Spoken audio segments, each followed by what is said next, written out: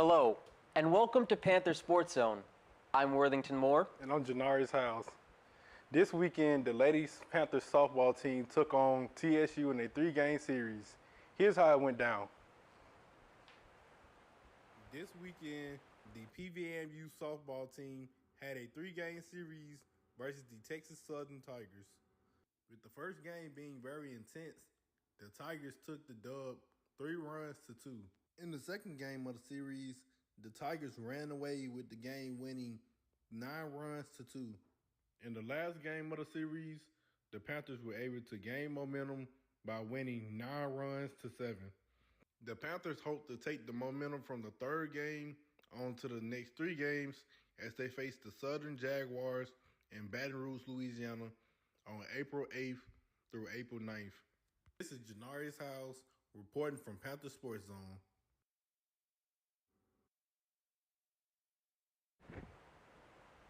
All right, thank you, Janaris, on that wonderful MMJ. All right, and so continuing and switching over to baseball, yesterday the Prairie View A&M baseball team completed the sweep in a 3-game series against SWAC opponent Arkansas Pine Bluff. PV improves to 13-15 on the year and 6-3 in conference play. Starting out in Game 1, the Golden Lions took an early 2-1 lead in the bottom of the 4th.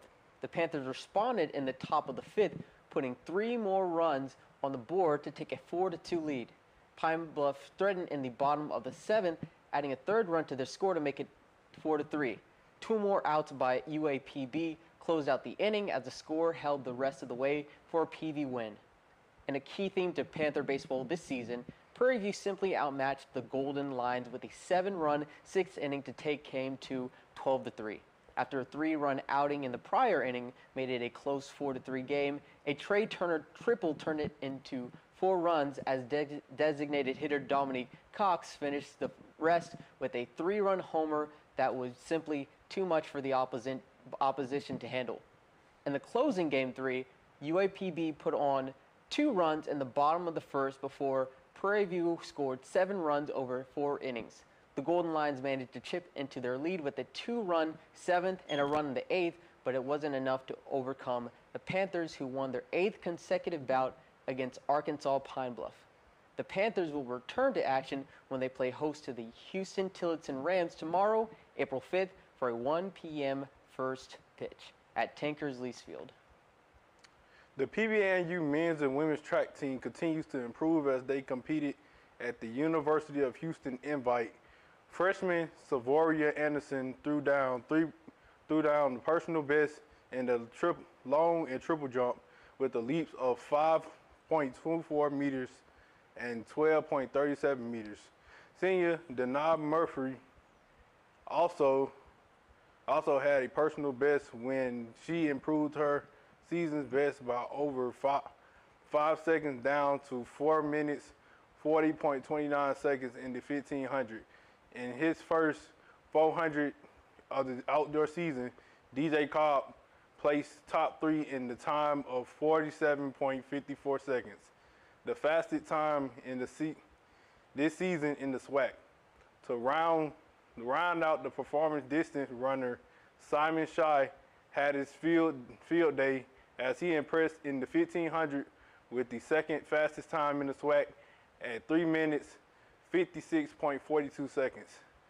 The Panthers will be back in action April 8th through 9th as they set to compete in the Texas A&M Invite in College Station. Now moving on to club basketball. The PV men and women's club basketball teams both returned to the Hill with the Houston Club Sports Basketball Conference Championships after an undefeated season. The men beat out Texas Southern and Lone Star College Cy-Fair, while the women defeated TSU in the championship game to take home the trophy. Next up for both teams are Nationals, which commences in a few short days, this Friday, April 8th through the 10th.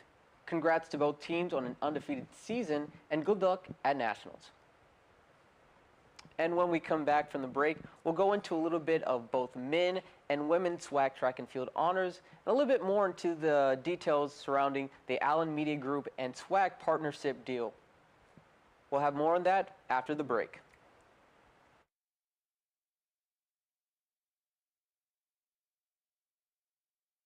STEM is precise, no margin for error. Dare to forget that. Dare to have fun with it. Get weird with it. Dare to send those old STEM theories flying past the neighbor's house into outer space. Dare to program something internet-breaking, record-breaking. Dare to blow their minds. Dare to learn the difference between sedimentary and metamorphic rock. Go find those rocks. Dare to keep daring. Dare to STEM. Check out She Can STEM to get started. What do an aerospace engineer, cancer immunologist, and bat scientist all have in common? We all have cool jobs in STEM fields. Whether it's building robots or learning to code, girls everywhere are finding their passion for science, technology, engineering, and math through positive role models and mentors. So dare to dive in, get connected, and explore. You never know what your future may hold.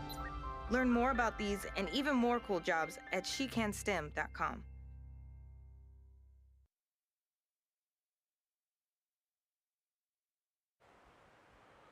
Welcome back to Panther Sports Zone. The Jackson State University women's tennis team won its second straight Southwestern Athletic Conference regular season title with a 4-0 win against Alabama A&M this Saturday. In women's doubles, Jackson State's duo of Shireen Salem and Tyra Nicole White won over Camelia Ruiz-Diaz and Jimena Durante Ramirez 6-1. JSU's third duo, Robin Alston and Zania Shabian, defeated Alabama A&M's Neha Gary and Kennedy Ward 6-2 to secure the double points in singles. In singles, JSU number 6 Shaban beats Ward 6-1, 6-1. Their second person, Paula Acarons, defeated AAMU's Deja Brown 6-0, 6-1. And their fifth person, Daniela Ramos, won over India Woods 6-1, 6-2. The Lady Tigers currently have a 13-5 overall record and a perfect 9-0 record in the SWAC. The team returns to action on Friday, hosting Loyola New Orleans at the JSU Tennis Center at noon. Going a little bit into SWAC track and field honors by the SWAC, the Southwestern Athletic Conference has named Alabama State's Kiana Evans and Florida A&M's Rachel Robertson in SWAC Women's Track and Field Performers of the Week. Evans led Alabama State on the final day of the Al Schmidt Bulldogs relays, winning the 400-meter hurdles with a time of 1 minute and 1.86 seconds. The senior continues to impress early in the outdoor season, winning the race by nearly 2 seconds over the next closest opponent. Robertson, the field athlete of the week, continued her dominance in the outdoor season as she placed first in the high jump with a mark of 1.72 meters at the UCF Invite. She also placed sixth in the triple jump with a leap of 12.30 meters. On the men's side of things, Alabama State Matthew Clark and Alabama A&M's Brandon McLaurin were named the outstanding track and field athletes of the week. Clark led ASU at the Al Schmidt Bulldogs relays hosted by Mississippi State for the Hornets with a second place finish in the 200-meter with a time of 20.63 seconds.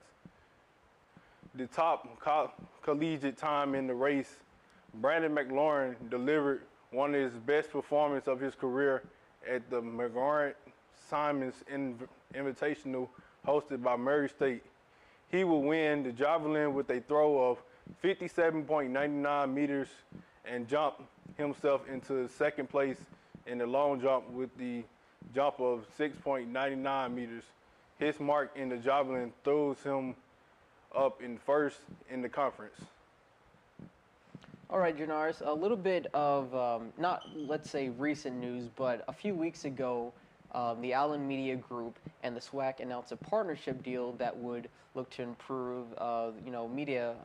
It would look to have, SWAC sporting events basically, be broadcast as a part of the HBCU Go, which is free streaming platform starting this fall, 2022. So I just wanted to get your perspective.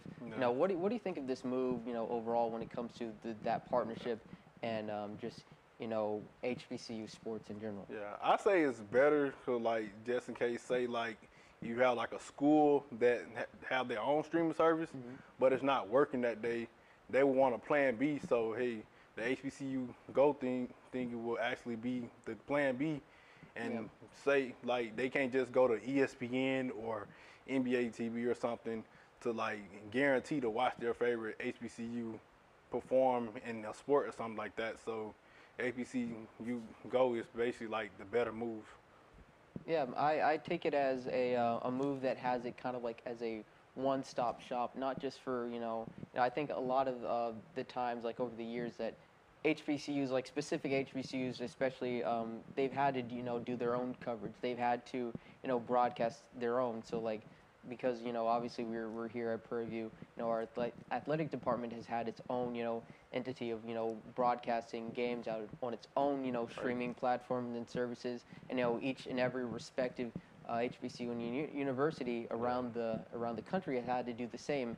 And to have an opportunity where it's kind of just all in the same place, and seeing as this has already been an established entity, HBCU Go, it's really going to help, HBCUs all around the country get maybe even a little bit more, attention.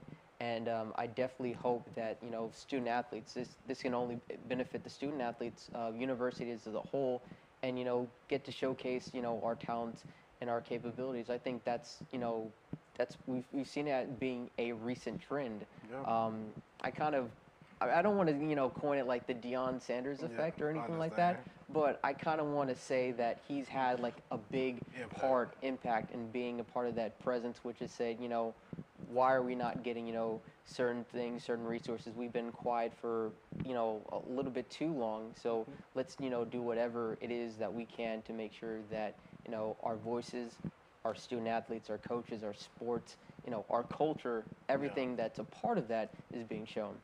Yeah, that's understandable. And I also like say, with him being a big name as he is, everybody would know like, oh, that's Deion, and then they would want to like listen to what he say, and then what he's saying most likely will make sense.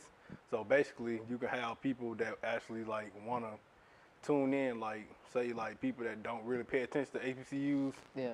Then with him actually like basically promoting the HBCU trend and stuff like that, that actually can bring attention to those type of people that only watches people like Alabama University, or Auburn, and people like that, maybe Florida. Yeah. I mean, the only thing, like, because when I did read this article, the only thing I would have, like, a few, question marks would just be around the how, because a lot of these universities kind of pride themselves on being able to, I'd say broadcast their own events. And so I wonder if basically it's the universities as a whole, they're going to continue to, broadcast, sporting events, games, and all the things like that, but it's just going to be on that platform. Like, it's not just going to be on their own, services of which, they kind of like watch these videos, but it's going to be in addition to their own, it's going to be on these services and entities as well. So I'm kind of, I have a few question marks on the how, but I think as we get closer to that fall 2022 date, as we go, a little bit further into the next few days, weeks, months, we'll get a little bit more, because this is still relatively fresh, and I'm just excited to see what's happening overall, and I can't wait to see what happens. It's a kind of a shame that that'll be after, I'm graduating and everything like that, but I can still, see what it looks like as a, post-collegiate graduate student and everything like that. Yeah, on the outside looking in, that's understandable. Yes, sir, it is. Yeah. All right, when we come back, we bring in grad student and member of the Panthers baseball team, Damari Smith. We'll be right back after the break.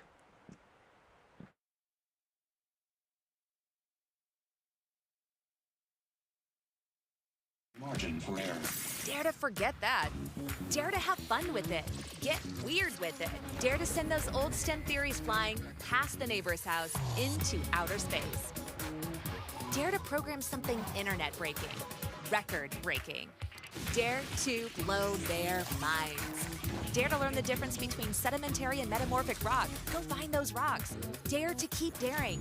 Dare to STEM. Check out She Can STEM to get started.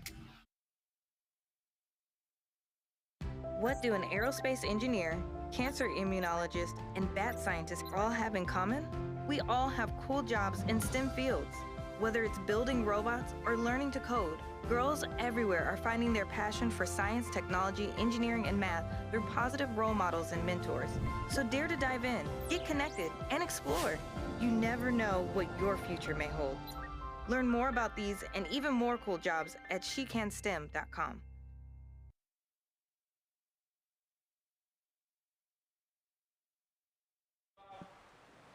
Hello and welcome back to Panther Sports Zone. We are here joined today by outfielder Damari Smith. Damari, how are you doing? Doing pretty good, man. Glad to come off a sweep this weekend. Yes, sir. And, kind of going into that, that was actually what the first question I was going to ask. The Panthers baseball teams won 9 of their last 11, including that sweep, as you mentioned. How do you feel about, the team, right now in this pretty, nice role you've been on? Yes, sir. We struggled a little in the preseason, but we was playing some good baseball here and there. But lately, we've been starting to put things together, and we've been just coach like to say, just do your job. And I feel like each person been understanding now. Like now that we're getting in the later parts of the season, like we're understanding like what your job is and what you need to do for the team to be successful.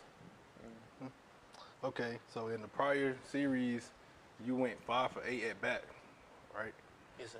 Okay, so I'll say this. What went right for you in that series? I was really hunting the fastball, and prior to that series, me and Coach made a little adjustment to my batting stance by pushing my hands higher, and I feel like that's what allowed me to be able to drive the baseball and allowed me to hit my first home run here at Prairie View. Congrats. First home run ever? No, not ever, but my first home run since I've been at Prairie View. Got you. That's kind of what I meant. But kind of like going back into your previous answer, about the streak that this team has been on. You mentioned that Coach Riggins has just emphasized, doing your job. So I wanted to ask, what is the relationship between you and Coach Riggins like? He's like a father figure. I really appreciate a lot that he's done. Like I've seen him grow since I've been here 5 years. So like. At the beginning, I've seen like how he's changed and like really become like a player's coach now, and like he understands and he really wants the best out of everybody.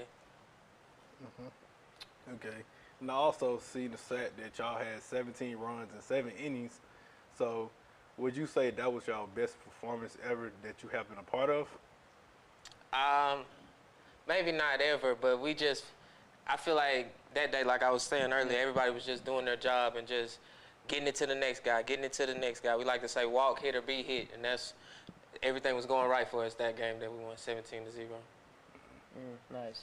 So whenever I was looking, whenever I was, seeing what, the schedule looks for the baseball team, I see, on the schedule 4 to 5 games a week, on top, weight room, I'm guessing. On top of, going to classes, being a student athlete and all of the things that come to that. So knowing that you have so much on your plate, how have you just been able to handle it all, like all 5 years, being here at Prairie View? At the beginning, I struggled. I feel like my GPA could have been higher if I would have took things more serious in the classroom when I was a freshman. But it's like it just take experience, realizing, learning how to study, learning how to just manage both the loads on and off the field. And I feel like the older I've gotten, that's why my grades have been higher and my workout routine has been better and everything, just experience. Nice. So you're a grad student, correct? Yes, sir.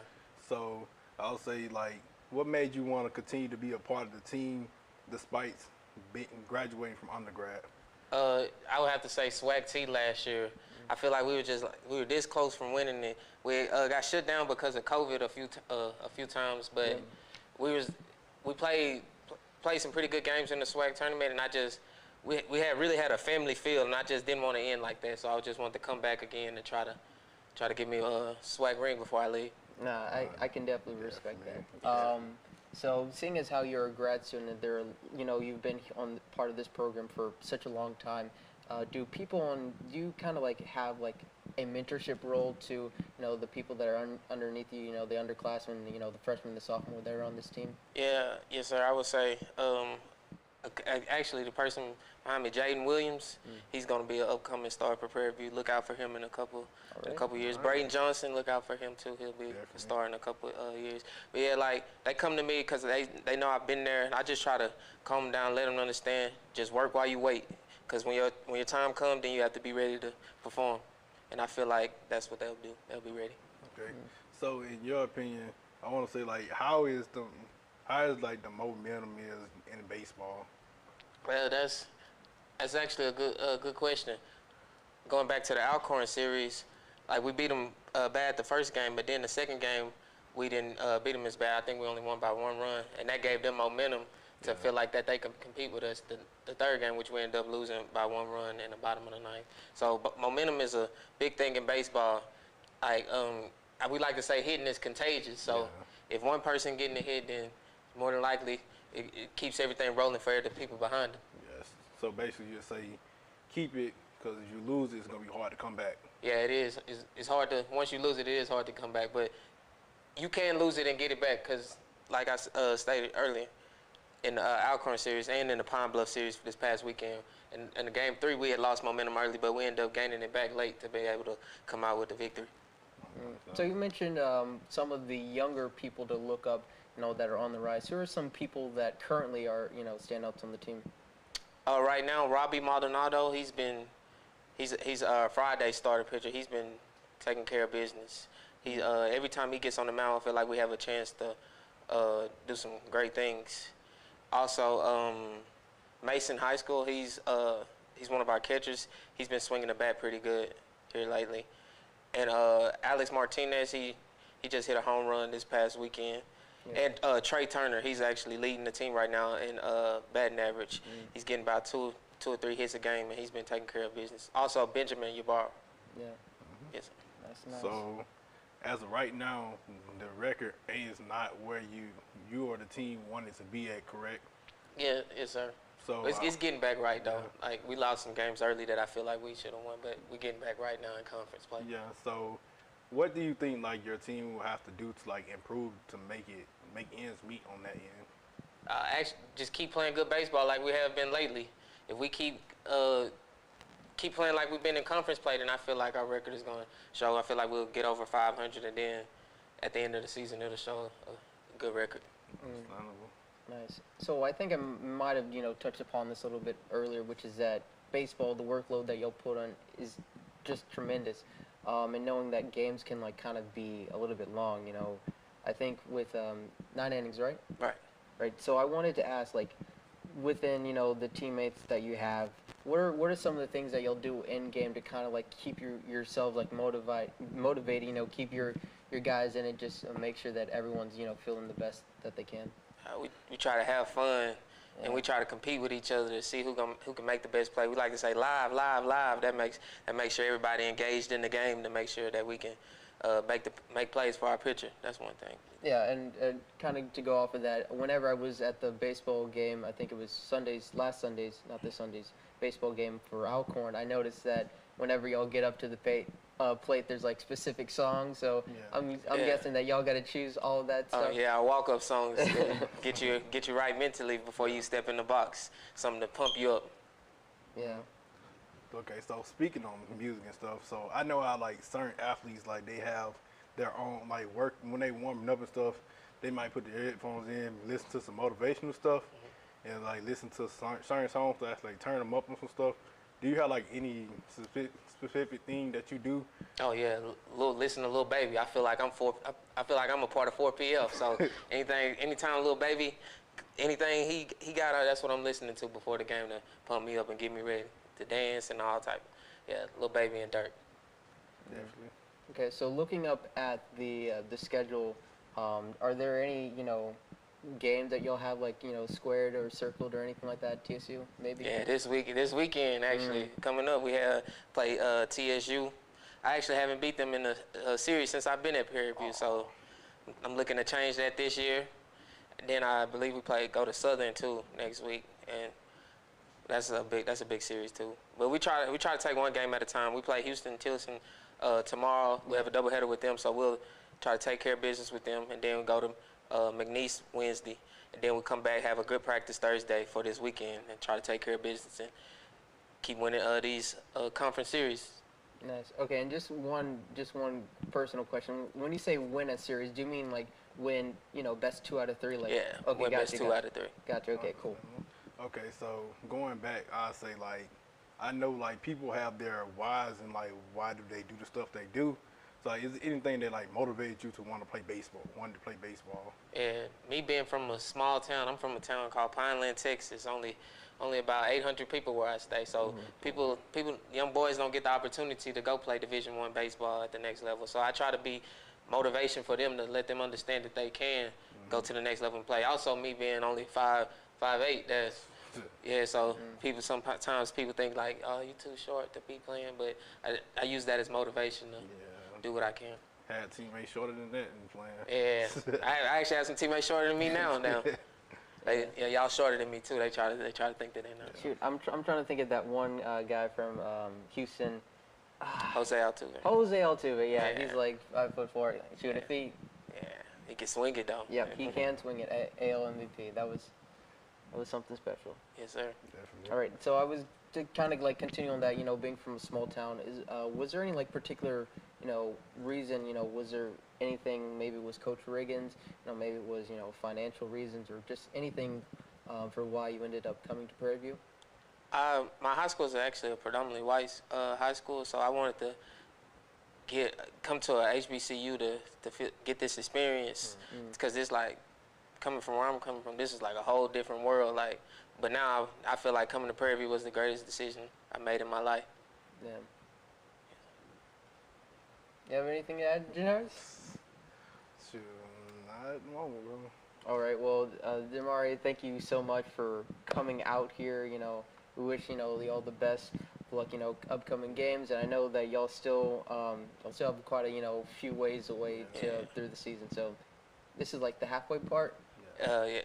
We have, I think, two more series to open up, and then we'll start over again, and we'll flip. Like, so if they came home, then we'll go there, and then that way. Yeah. All right. So what I'm hearing is plenty more of Panther baseball action. Well, hope to see y'all out there, man.